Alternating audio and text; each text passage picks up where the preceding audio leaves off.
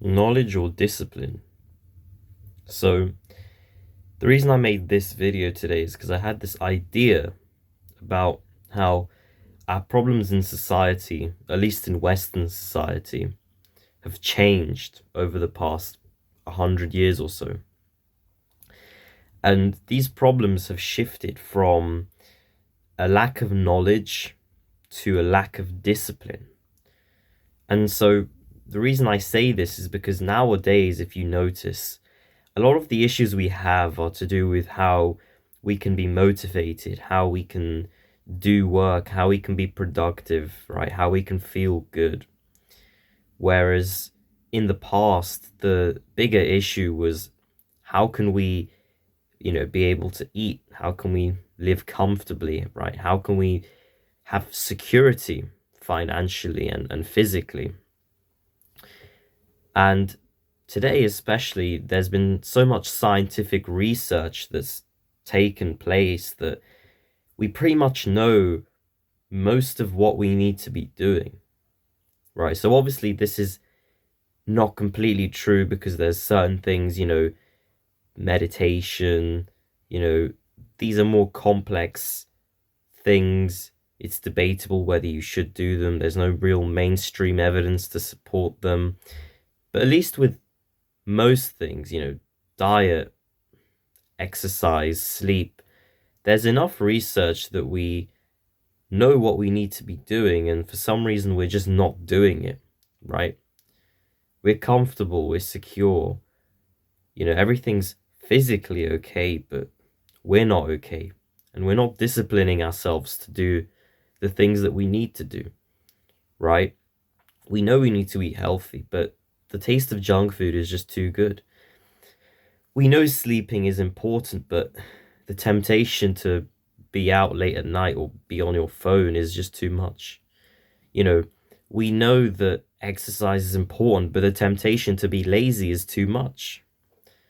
And you can see how there's no deficit of knowledge anymore. The limiting factor to our development as people is no longer in the knowledge that we possess, but in the discipline that we have.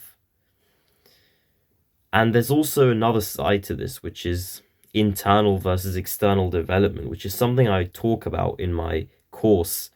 But essentially, it's the idea that there's things internally like your character, your mental fortitude, things that, you know, meditation is supposed to help you achieve, right? These types of things, these mental gains. And then there's external development, which is physically, financially, what you have in the outside world going for you.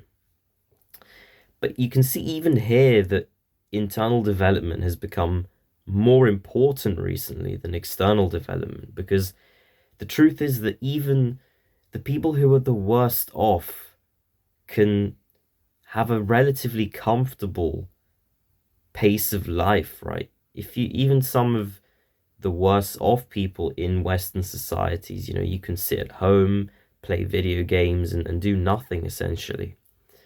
And this means that there isn't really much of a need for your fit, or even really more so than a needed, there's no desire, right? There's no real desire sometimes to improve your physical circumstances, but you just don't feel good, right? And so you can see how internal development is more important now to you and to me than external development, because we're lucky to have a relatively secure and comfortable external life, whether or not, you know, we've been working hard to develop ourselves financially or etc. etc. And so you can see how there needs to be a shift in priorities for people, from chasing things outside that they think will make them happy, when in reality they probably won't, to going after things like developing your character, developing your mental fortitude, developing your detachment from reality, which of course is most of what I try to put out and teach and to do. And so if that interests you, then definitely check out the other videos I have